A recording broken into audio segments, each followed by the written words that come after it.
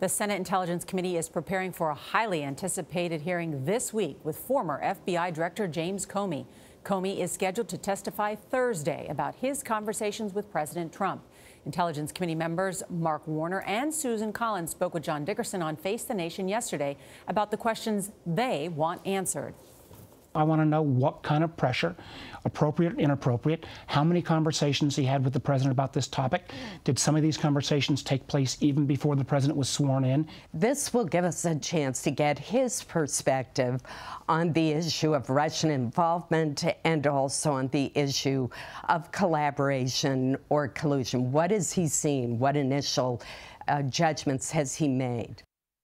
Democratic Senator Joe Manchin of West Virginia is also on the Intelligence Committee. Good morning. Good morning, Norah. What's the big question that you have for the FBI director? The question that's been asked by West Virginians is, if you knew or if you thought there was obstruction of justice, why didn't you act on it? And what should the FBI director have done? Well, we're anxious to hear this. How in-depth or what he thought. He was suspicious. Did he came back after that meeting and he took all his notes and filed everything properly? What was his concerns, and if there was deeper concerns, why wasn't anything done at that time? Yeah, you're talking about what happened on Valentine's Day. Correct. Inside the Oval Office, there's the Attorney General, the Vice President of the United States, and the FBI Director. The President of the United States asked the Attorney General and the Vice President to leave, and then reportedly says to the FBI Director, I hope you can let this go, meaning the whole Russia investigation. Does that raise questions for you? Well, it does raise questions. We want to find out what Comey was thinking at that time, if he thought it was had risen to that level of obstruction, and if it had, why hadn't something been done? Why didn't he act on it? He was still FBI Director. If not, was that concern basically filed away for what purpose? Is Director Comey going to be under, either by himself or by others on any restrictions as to what he can say? No, he will not go above an open source, basically what you're saying or what's been reported in the public. He's not going, as I understand, into a classified intel.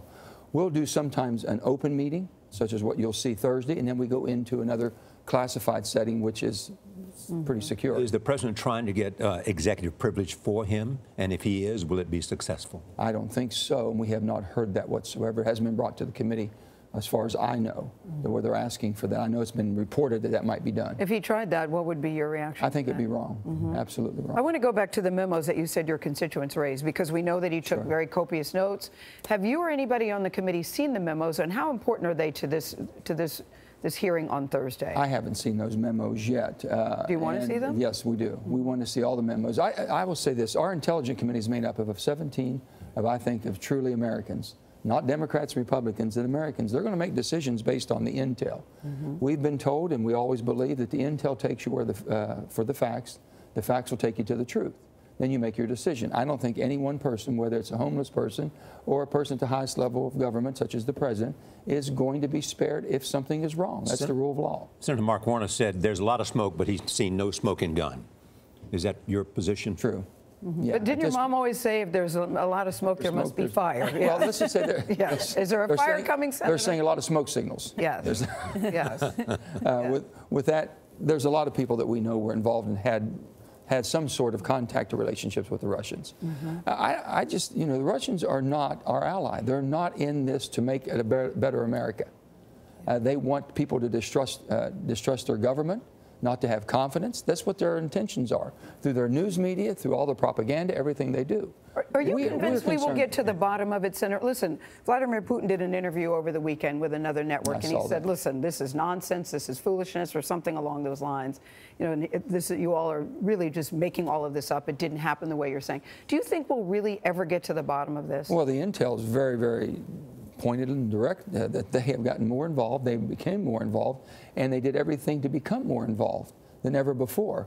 But we've been doing and going back in this charade for the last 30, 40, 50 years. Yeah. Why do you think the president refuses to acknowledge that? That I cannot answer. That could be the $64,000 question. We have to find out.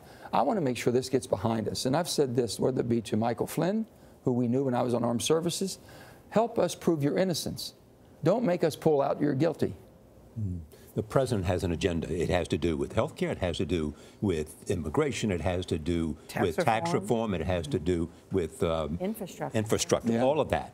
Is he going to get any of that passed before the 2018 election? No, I would sure hope so, because this country needs it. It counts on all of us to act as Americans what's best for our country. The Democrats and Republicans have become so siloed that if you have a D by your name or an R by your name, you're on the other side and you're the enemy. Yeah. I don't think that's the oath we all take, and we all take the same oath. So why can't we get together and find out how can we have a tax reform that really works, gets rid of $20 trillion of debt, starts paying that debt down, and secures the country? What did you tell the president about health care in West Virginia? I told the president, I said, Mr. President, there's 180,000 plus West Virginians that received health care for the first time. Under the Affordable Care Act. They don't know how they got it. They don't know it was a Democrat initiative. They voted overwhelmingly for you, Mr. President. They don't know how they got it. They know how they're going to lose it, and they know who took it away from them. Be very careful where you're going. Don't use the word repeal. What was his response to that?